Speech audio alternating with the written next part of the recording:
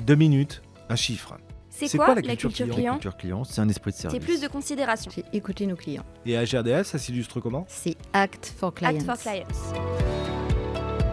Vigie client, 2 minutes, un chiffre. Sylvain Higuna, chef de pôle gestion des demandes à la direction relations clients, évoque pour nous le rendez-vous digitalisé.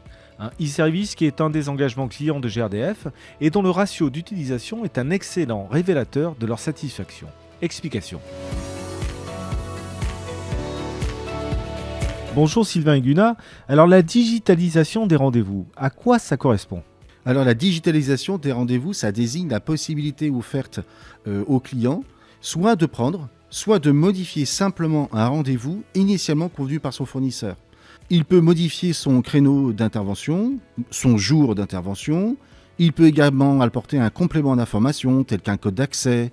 Il peut aussi modifier ou fixer un créneau d'intervention et même suivre en ligne l'évolution et la réalisation de son intervention. Ce e-service, ou autrement appelé e-rendez-vous, s'applique aux rendez-vous de type mise en service, première mise en service, également les mises hors service et enfin les changements de fournisseur ou les changements de porte de coffret cassé. En fait, proposer des rendez-vous flexibles à nos clients et modifiables en ligne, c'est un des engagements clients de GRDF.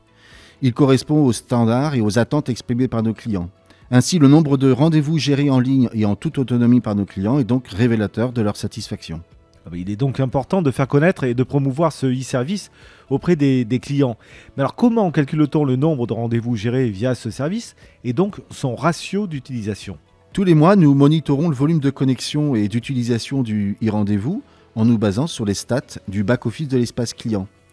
On en dénombre environ 500 par mois, notamment sur les demandes pour lesquelles le fournisseur n'a pas pu réserver le créneau d'intervention. On reporte ensuite ce chiffre au nombre total de situations candidates à cette prise de rendez-vous, c'est-à-dire le nombre total pour lequel le fournisseur n'a pas pris rendez-vous.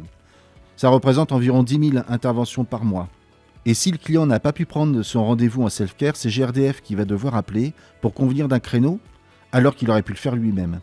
Donc, plus le client est autonome sur ce type d'action, moins cela générera d'appels de sa part et plus grande sera sa satisfaction. Merci Sylvain Higuna. 2 dernières questions. Combien de demandes sont ainsi traitées aujourd'hui et quelles sont les perspectives d'évolution de ce chiffrage ?